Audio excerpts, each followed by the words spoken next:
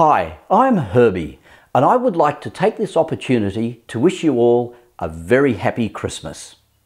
Christmas is a wonderful time of year when we come together with family and friends, and of course it's a time when we start to get all the things we need together to do our Christmas cooking. And I wanted to just say a few words to you about some of the herbs and spices that we use in our Christmas cooking. Probably one of the ones that first comes to mind is cloves. Now, cloves are the little dried unopened flower bud from a tropical evergreen tree which are dried and have quite a strong flavour profile. When you're using cloves, be careful with the amount that you use. If you're going to a recipe, don't use more than the recipe suggests, because cloves are quite strong. But they do have a wonderful flavour and they can be used in both sweet and savoury cooking. You'll find cloves studded into the Christmas ham, very traditional way to use them. You'll also find cloves in your recipes for Christmas cake, Christmas puddings, mince pies, a very important, almost quintessential Christmas ingredient. The other spice that we use quite a lot is mixed spice. And you'll come across quite a few recipes calling for mixed spice. Now, do keep in mind that mixed spice is a blend of sweet spices.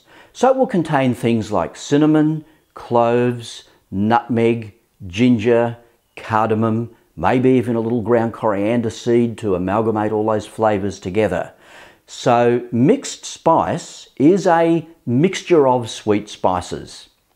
The reason why I make this comment, which probably seems very obvious to most of you, is that there is another spice that you can buy which is called allspice. And many people confuse allspice with mixed spice. Allspice is actually an individual spice. It's a little berry that grows on a tropical tree that's native to Jamaica. And when that berry is dried, it has a flavour that is a little bit like cloves. It used to be often referred to as Jamaica pepper or whole pimento. This created a little bit of confusion because the words pepper and pimento are also used to describe members of the chili family. And so many years ago, the convention tended to be to refer to this particular spice as allspice because it has a flavour that is a little bit like a mixture between cinnamon and nutmeg and cloves. However, it is much stronger than mixed spice. If you have a recipe that calls for, say, 2 teaspoons of mixed spice and all you've got in the pantry is some allspice, then only use about 1/4 of the amount than you would have used of the mixed spice because the allspice is stronger. You'll even find allspice often used as an ingredient in mixed spice.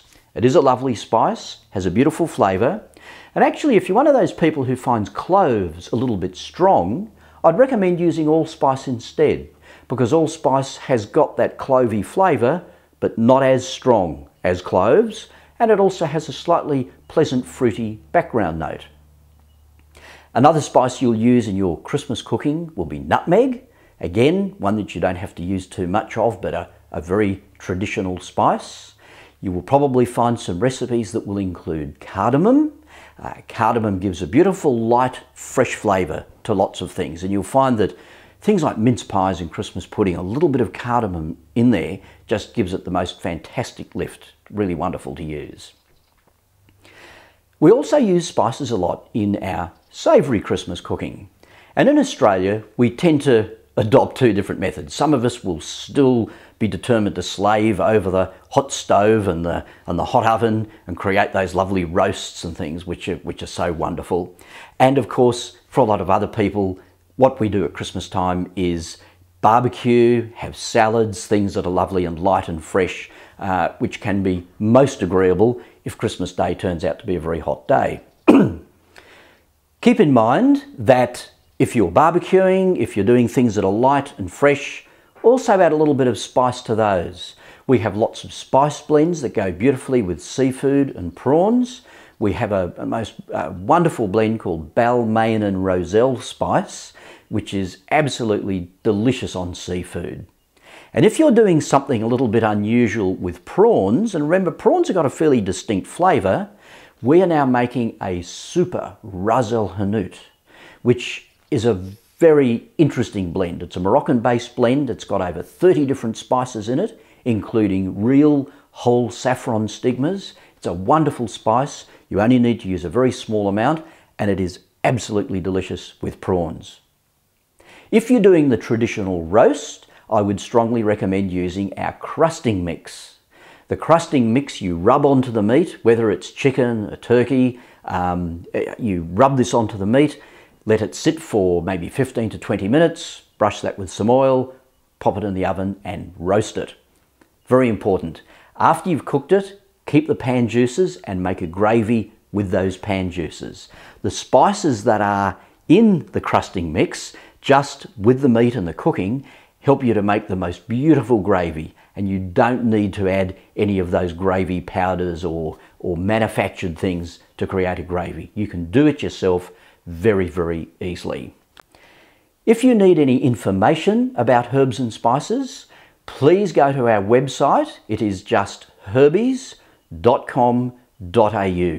You'll find lots of information on the website. You'll find a recipe section. If you are looking for a particular herb or spice, just enter its name in the search box on the right-hand side. And what will come up will be that particular herb and spice. Also, all of the other items where we use that particular herb or spice. So it might be in a spice blend. And last but not least, don't forget about our spice kits. My wife Liz has done a fantastic job of putting together a whole range of themed kits. There's a Moroccan, there's a fish in the dish, there's a barbecues for blokes. It's just fantastic. And all of these kits contain our packs of herbs and spices and a recipe sheet. The recipes on the recipe sheet are very easy to follow, and most importantly, they use all other readily available ingredients. So if you've got that spice kit, no matter where you are, almost anywhere in the world, all you will need will be the basic ingredients, the meats, the vegetables, the carbohydrates that we all have ready access to, and you can make those recipes very easily. They make a fabulous gift, and you can order them online, and you can even have us send them to your friends, so you don't even have to come and get them and then send them away yourself. So, any questions? Please never hesitate to ask us. We wish you all a very happy Christmas and a very happy and safe New Year.